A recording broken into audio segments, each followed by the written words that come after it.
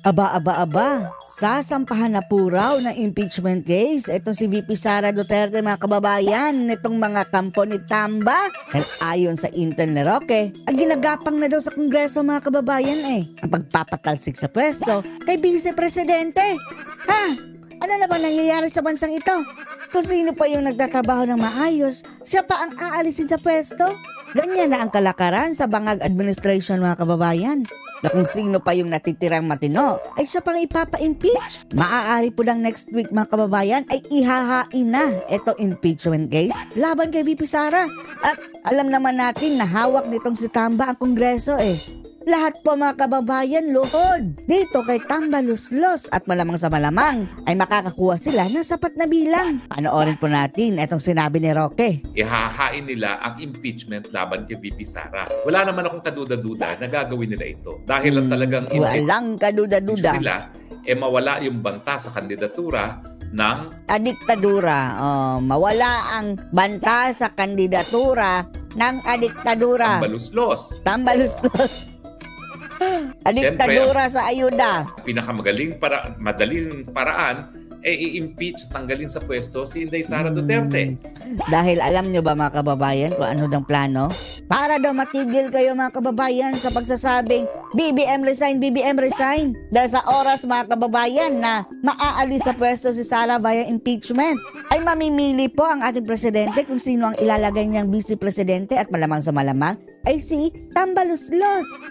Si Tenga, mga kababayan, sa mirror. At kung malalagay na siyang vice presidente, mga kababayan, subukan nyo lang i-oust si PBBM. Ang papalit sa kanya ay si Tamba. Parang wala na kayong choice, mga kababayan, sa dalawang ulam. Puro panis. Alisin mo man ang isa, may panis pa na isa. Wala kayong kawala. Nung minsan, tumutol siyempre ang presidente, sumunod ng kamera. Pero ngayon, naghiwalay na sila ng landas. Siyempre, di na natin inaasahang tututol ang presidente. Baka sabihin pa ng presidente, bilisan ninyo. Bilis. Bilis. Dahil ang iingay na nitong mga maisog Itong mga kampo ng mga Duterte, gusto na akong paalisin. Palitan na sa Vice President.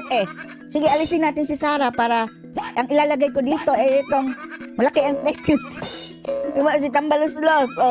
In case aalis ako sa pwesto, Martin Romualdez pa rin ang papalit. Pero natatakot ba ako para kay Inday Sara? Hindi. Kasi alam ko, subukan nyo lang. Kapag in-impeach nila, ang pinakamataas, ang trust at approval rating sa buong gabinete ni Marcos government, babalik sa mga kongresista ang sisi ng magagalit na taong bayan.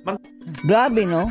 Kawawa ang Pilipinas, mga kababayan, no? Kapag ganito ang mangyayari. Nagkamali lang tayo ng paglagay ng presidente Parang grabing suffering sa buong bansa. Dahil nung pinalagay natin yung presidente dyan siya ang namili ng Speaker of the House na nanghasik dyan sa Kongreso at nagkokontrol pa ng budget ng gobyerno. At eto presidente, mayroon pa palang partner na piling presidente. Si Admiral. Kaya wala po, mga kababayan parang natusta tayo sa sarili nating mantika. Pakin nyo kung sino pa yung pinaka-productive at hinangaan na miyembro ng gabinete, yung pa ngayon ang tatanggapin. Ang dami. Tanggalin. Ipapa-impeach pa. Ang natitirang pag-asa natin. Dami dyan ng mga non-performing, yun pa ang hindi matatanggal. At syempre, magagalit ang taong bayan dyan dahil lumalabas at talagang gahaman sa kapangyarihan ang administrasyon ni Marcos Jr. Pero hanggang galit lang ba tayo? Matagal na tayong galit, di ba? Wala rin naman hindi sila tinatablan, mga kababayan, kahit pa yung reklamo tayo ng reklamo. Wala, bingi. Mukhang totoo talaga yung ating mga sinasabi na talagang ayaw nang umalis sa pwesto ng Marcos Jr. Hindi lang siya 6 na taon na uupo dyan. Pati mga anak.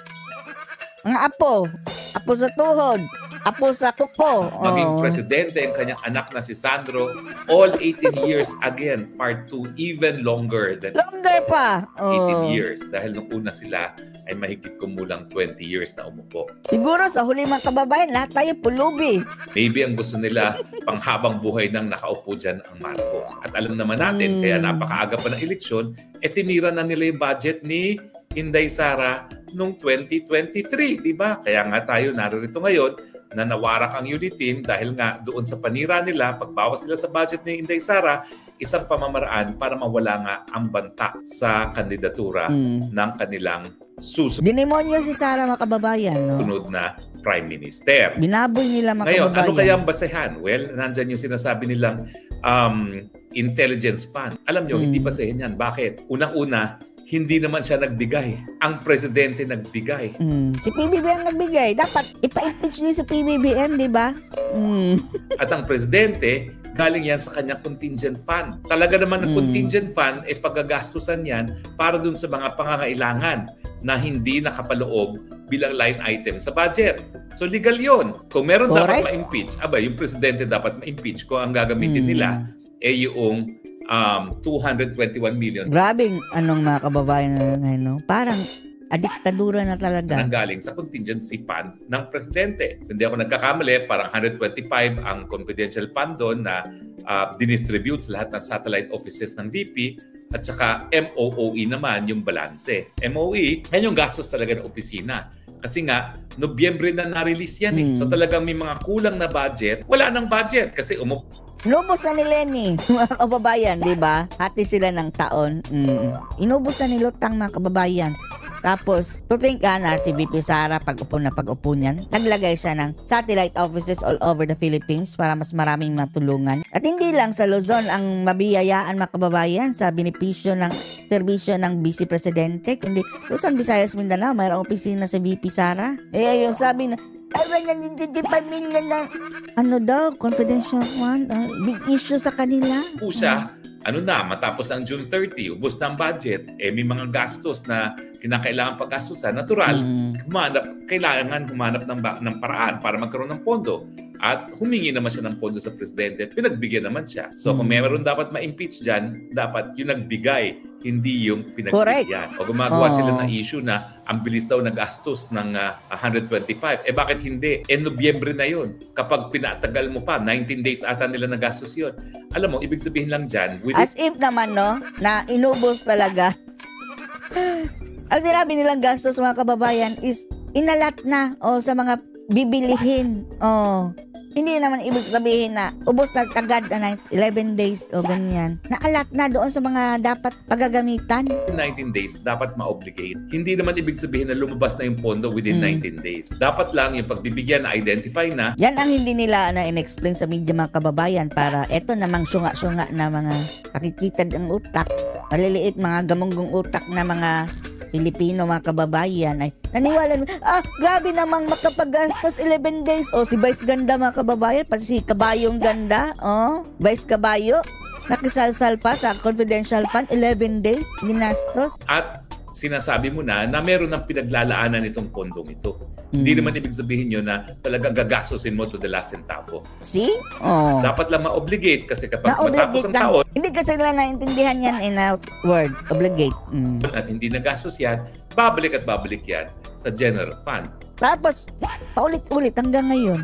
Tapos sa 500 billion na ayuda, wala, tahimik sila. Bakit pa humingi si VP Sara kung hindi naman talaga gagastusin? Pero may mga naririnig ako na dadagdagan daw nila. Bukas at dadagdagan nila ang kaso, mga kababayan. Hindi lang po ang issue ng confidential fund ang kanilang gagawing rason para impeachment. Marami pa daw silang iimbentohin na mga kasalanan daw ni Sara. Sila magdedesisyon kung ano talaga maging basihan nila. Halo-halo ang maging basihan yan. May numero ba sila? Meron. Sana ang sabihin nila ang totoong dahilan, no?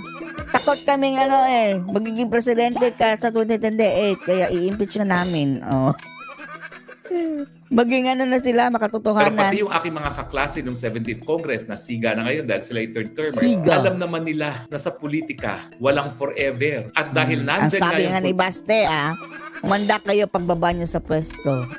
Buronic video at nandyan yung authentication, sino magsasabi na kampante ang mga membro ng Kamara na magtatagal ang Presidente Marcos Jr. Hindi na kung bababayan sa pwesto, mga kababayan, sana ang panagutin talaga, unang-una, Marcos. Pangalawa, Tambaluslos. Pangatlo, yan si Lisa Araneta Marcos.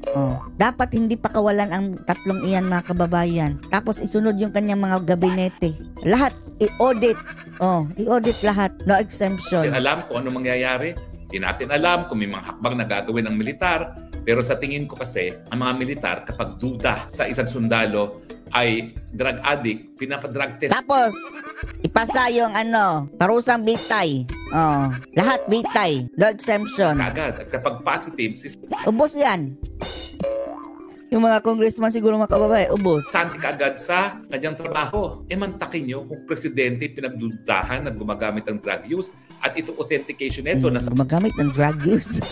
Gumagamit ng drug use Amerika pa. pa nang galing, sa LA pa, Joke yung lang, capital Roque. of the world, mahirap baliwalain yan.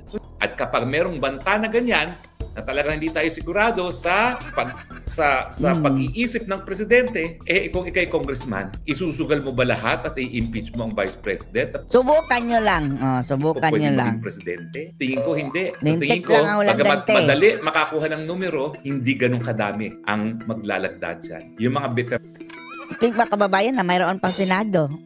At sa Senado mga kababayan, 12 dyan ay nakaupo dyan, kasalukuyan. 12 dyan ay personal na inendorso ni Sara. 2/3 ang kailangan sa Senado So kulang sila. Ano po masasabi niyo dito mga kababayan sa pinaplano na naman ng Bangag Administration na impeachment laban kay VP Inday? Magtatagumpay ba sila? Anong masasabi niyo? Post your comments below.